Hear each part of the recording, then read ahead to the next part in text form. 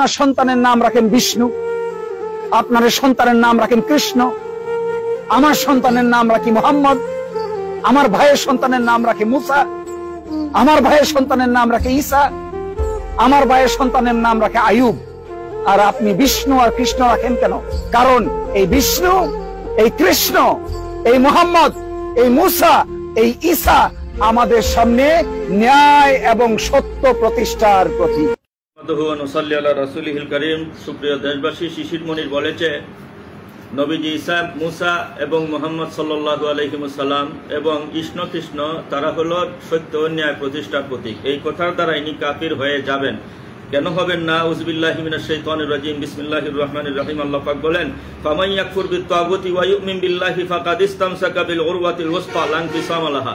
আল্লাহ পাক বলেন, কোন মানুষ মুমিন হতে হলে এক নম্বর সকল তাগুতকে, প্রতিমা দেবতাকে অবিশ্বাস করতে হবে এবং ওয়া ইউমিন বিল্লাহ, আল্লাহকে বিশ্বাস করতে হবে। তখন এই ইসতামসাকা বিল উরওয়াতিল ওয়াসতা, শক্তিশালী ইমানের রজ্জুর মধ্যে আঁকড়ে ধরবে, লা ইনফিসাম লাহা, যে রশি ছিড়বে না। আল্লাহ পাক রব্বুল ইজ্জত ইমানের রশি না ছেড়ার জন্য, ইমানদার থাকার জন্য দুটি শর্ত দিয়েছেন। এক নম্বর, আল্লাহকে বিশ্বাস করতে হবে এবং এর আগেই বলেছেন ওয়া ইয়াকফুর বিত-তাগুত, সকল তাগুতকে অবিশ্বাস করতে হবে। অথচ শিশির মনির বলেছেন কৃষ্ণ রাম এগুলো হলো সত্য এবং ন্যায় প্রতিষ্ঠার প্রতীক। আল্লাহ বলেছেন এগুলোকে অবিশ্বাস করতে হবে, তিনি বিশ্বাস শুধু করেন নাই, বলেছেন সত্য ন্যায় প্রতিষ্ঠার প্রতীক। সুতরাং এই আয়াতের ভিত্তিতে উনার ইনফিসাম লাহা, উনার ইমানের রশি ছিঁড়ে গেছে। আল্লাহ বলছিলেন ইমানের রশি না ছিঁড়ার জন্য দুই শর্ত উনার মধ্যে পাওয়া যায় নাই। উনি যদিও আল্লাহকে বিশ্বাস করছে, কিন্তু সমস্ত প্রতিমাকে অবিশ্বাস করে নাই। প্রতিমাগুলো কৃষ্ণকে সত্য ন্যায়ের প্রতিষ্ঠার প্রতীক বলে, সেই জন্য উনার ইমানের রশি ছিঁড়ে গেছে। দ্বিতীয় নম্বর দলিল হল আল্লাহ পাক রব্বুল ইজ্জত সূরাতুল হজ্জের 62 নং আয়াতে বলেন, যালিকা বিআন্নাল্লাহা হুয়াল হক ওয়া আন্না মা ইয়াদউনা মিন দুনিহি হুয়াল বাতিল। আল্লাহ হলেন চিরসত্য এবং আল্লাহ ছাড়া গায়রুল্লাহ যা আছে, যেগুলোর ইবাদত মানুষে করে, এগুলো হলো বাতিল। শিশির মনির বলেছে যে হিন্দুদের প্রতিমা কৃষ্ণ এগুলো হলো সত্য এবং সত্য ন্যায় প্রতিষ্ঠার প্রতীক। আল্লাহ বলেছেন বাতিল, আল্লাহর কথার একেবারে স্ববিরোধী, আল্লাহর কথার বিরোধী হয়েছে, এই জন্য তার ইমানের রশি ছিঁড়ে গেছে। 3 নম্বর দলিল হলো আল্লাহ পাক রব্বুল ইজ্জত বলেন, ওয়া মান ইয়াবতাগি গায়রাল ইসলামি দীনান ফালা ইউকবালা মিনহু। কোন ব্যক্তি যদি ইসলাম ছাড়া অন্য কোন ধর্মকে সত্য বলে তালাশ করে, তাইলে সে মুমিন থাকবে না।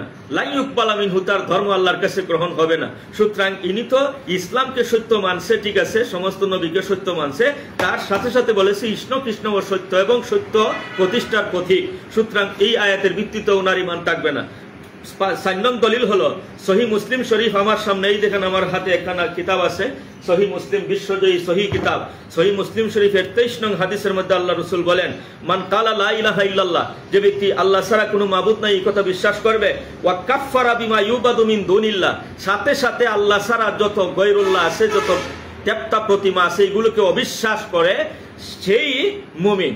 সে কেমন মুমিন? হারুমা মালুহু ওয়া নফসুহু, হারুমা মালুহু ওয়া দমুহু, তার প্রাণ এবং তার মাল ইসলামে নিরাপত্তা, হেফাজতের গ্যারান্টি দিবে। যদি কোন ব্যক্তি আল্লাহ ছাড়া গায়রুল্লাহকে অবিশ্বাস করে না, শুধু আল্লাহকে বিশ্বাস করে, তাইলে অবশ্যই তার জানমালে নিরাপত্তা ইসলাম দেয় না, তার মানে সেই ইসলাম থেকে বাহির হয়ে যাবে। আল্লাহর নবী বলেন যে আল্লাহর একত্ববাদী বিশ্বাসী হওয়ার সাথে সাথে কাফফারা বিমা ইউবাদু মিন দুনিল্লাহ, আল্লাহ ছাড়া যত দেবতা আছে, প্রতিমা আছে, এগুলোকে অবিশ্বাস করতে হবে। অথচ শিশির মনির বলেছে কৃষ্ণ শুধু সত্য নয়, সত্য প্রতিষ্ঠা এবং ন্যায় প্রতিষ্ঠার প্রতীক। সুতরাং মুসলিম শরীফের 23 নং হাদিসের মাধ্যমে উনার ঈমান চলে যাবে। আমার বন্ধুগণ, 5 নং দলিল হলো, এবার শুনেন উলামায়ে কেরাম কি বলেন। বিশ্বনন্দিত আলেম কাজী আয়াজ মালিকি রাহিমাহুল্লাহ বলেন, ওয়ালিহাদা নুকাফিরু মান দানা বিগাইরি মিল্লাতিল ইসলাম আও সাহহাহা মাযহাবাহুম, যে ব্যক্তি ইসলাম মানবে কিন্তু তার সাথে সাথে সাহহাহা মাযহাবাহুম, হিন্দু এবং খ্রিস্টান মিশনারিদের ধর্মকে সত্য বলবে, নুকাফিরু, আমরা তাকে কাফির বলবো। কাজী আয়াজ মালিকি রাহিমাহুল্লাহ বলেন, ওয়াইন আযহারা মা যালিকাল ইসলাম, যদিও সে বাহ্যিকভাবে ইসলামকে প্রকাশ করে, ইসলামের বিধিবিধান মানে, কিন্তু অন্য ধর্মকে যদি সাহহাহা তাসদীক করে, সত্য বলে, সত্য ন্যায় প্রতিষ্ঠার প্রতীক বলে, সে কাফির হয়ে যাবে। উনার কিতাব আশ-শিফা বি তারিফে হুকুকিল মুস্তাফা 2 নং খণ্ড 286 নং পৃষ্ঠার মধ্যে আছে।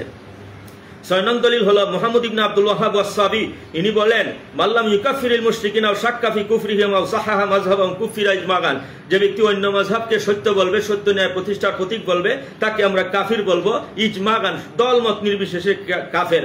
7 নং দলিল হলো ইমাম নববী বিশ্বনন্দিত হাদিস বিশারদ, উনার ফতোয়ার কিতাব রওজাতুত তালিবিন 7 নং খণ্ড 70 নং পৃষ্ঠার মধ্যে বলেন যে ব্যক্তি মান সাহহা মাযহাবাহুম ফাহুয়া কাফিরুন, ইসলাম ছাড়া অন্য ধর্মকে যে সত্য বলবে, সত্য এবং ন্যায় প্রতিষ্ঠার প্রতীক বলবে, সে কাফের ইজমাগান, সমস্ত দলমত নির্বিশেষে।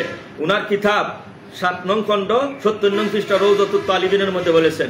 তাছাড়া 8 নং দলিল হলো আল্লামা হেজাবি মুওয়াফিকুদ্দিন আব্দুল্লাহ ইবনে মুহাম্মদ আল হেজাবি তার লিখিত কিতাব আলিকনা 4 নং খণ্ড 298 নং পৃষ্ঠার মধ্যে বলেছেন মান সাহহা মাযহাবাহুম ফাহুয়া কাফিরুন, মান সাহহা মাযহাবাহুম ফাহুয়া কাফিরুন, যারা ইসলাম ছাড়া অন্য ধর্মকে যারা সত্যায়ন করবে, সত্য এবং ন্যায় প্রতিষ্ঠার প্রতীক বলবে, যেটা শিশির মনির বলেছে ইষ্ণ কৃষ্ণ সত্য এবং ন্যায় প্রতিষ্ঠার প্রতীক, আল্লামা হেজাবি বলেন সে কাফের। তাছাড়া আল্লামা মনসুর ইবনে ইউনুস আল বাহুতি আল হাম্বলি তার কিতাব শরহুল মুনতাহা 3 নং খণ্ড 395 নং পৃষ্ঠার মধ্যে এই কথা বলেছেন যে অন্য ধর্মকে সত্য বলবে সে কাফির। মান সাহহা মাযহাবাহুম কুফিরা ইজমান, সে কাফির।